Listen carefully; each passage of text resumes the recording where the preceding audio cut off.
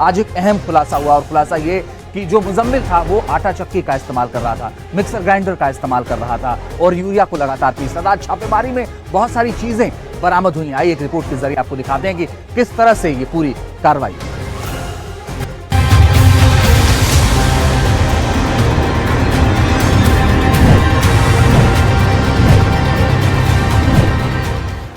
जिस car blast से 10 नवंबर को दिल्ली दहल उठी थी,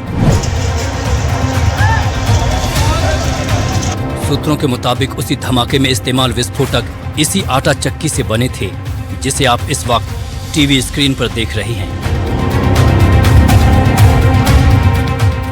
ये वही आटा चक्की है जिसमें पहले यूरिया पीसा गया और फिर बगल में रखी हुई इलेक्ट्रॉनिक मशीन में उसको रिफाइन किया जाता था। ये सब कुछ फरीदाबाद के धोज में एक छोटे से कमरे में हो रहा था।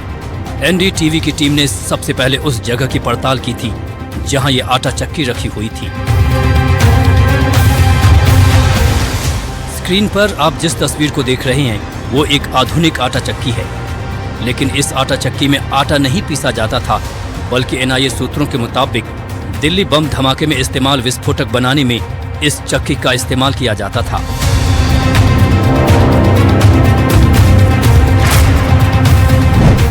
दिल्ली बम धमाकों में आए दिन नए और चौंका देने वाले खुलासे हो रहे हैं। एनआईए की टीम ने बुधवार देर रात फरीदाबाद के गांव धोज में रह रहे एक टैक्सी ड्राइवर के घर से आटा चक्की और कुछ इलेक्ट्रिकल मशीन बरामद किया। ये कोई आम आटा चक्की नहीं थी, बल्कि इसे विस्फोटक में इस्तेमाल करने के लिए यूरिया को महीन पीसा जाता था। इसके अलावा कई और इलेक्ट्रॉनिक मशीनें भी बरामद की गई हैं। दरअसल डॉक्टर मुजम्मिल धोज में जिस किराए के कमरे में रहता था, वहां पहले वो इस चक्की का इस्तेमाल करता था, लेकिन बाद में उसने चक्की को एक ड्राइवर के घर में रखवा दिया था और फिर 9 नवंबर को जम्मू कश्मीर और फरीदाबाद की पुलिस ने 360 किलो अमोनियम नाइट्रेट और अन्य विस्फोटक बरामद किया था।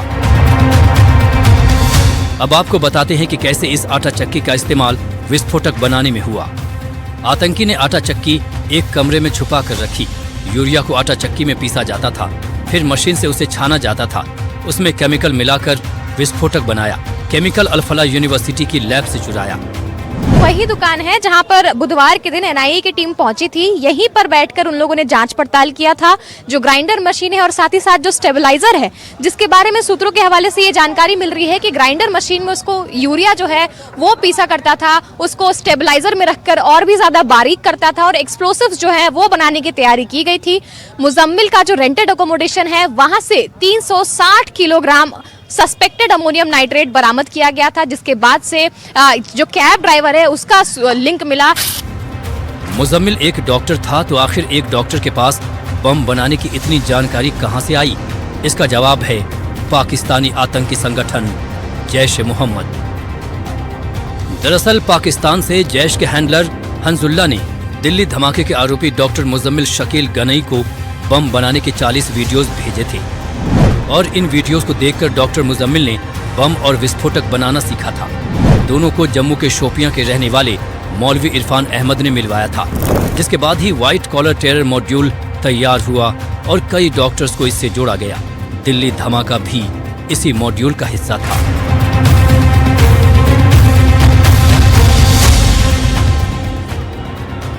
सूत्रों के अनुसार एनआईए की टीम डॉक्टर मुजम्मिल से पूछताछ कर रही है। पूछताछ में डॉक्टर मुजम्मिल ने टीम को बताया कि वो काफी समय से यूरिया से अमोनियम नाइट्रेट अलग करने में विस्फोटक को रिफाइन करने के लिए आटा पीसने वाली चक्की का इस्तेमाल करता था। बाद में इन मशीनों को वो धौज ले गया और हॉस्टल के कमरा नंबर 15 में, जहां से 358 किलो विस्फोटक मिला, यहीं वो यूरिया पीसा करता था।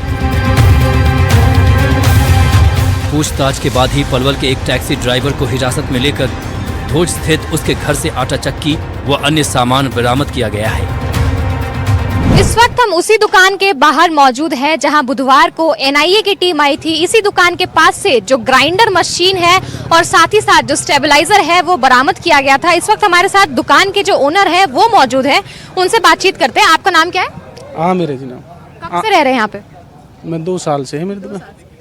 जो शब्बीर है, कैब ड्राइवर है, उनके पास उमर जो है, जो अल्फला यूनिवर्सिटी में सीनियर डॉक्टर के तौर पर काम कर रहे थे, उन्होंने स्टेबलाइजर मशीन दिया था और साथ ही साथ कुछ बाकी की चीजें, इलेक्ट्रॉनिक गैजेट जो है वो ही इस शॉप पर रखी थी जहां बुधवार के दिन एनआईए की टीम आई थी। क्या यहाँ पर लाए थे उसको, अफसर बैठे थे, उसने मुझे बाहर भेज दिया था। वो मशीन उस पे मंगाई थी, यहाँ बैठे थे, बस इतने मुझे बाहर कर दिया। तो मशीन पहले ही इस दुकान में थी या नहीं, मंगाई थी वो तो उसके पास से ही, शब्बीर के पास से।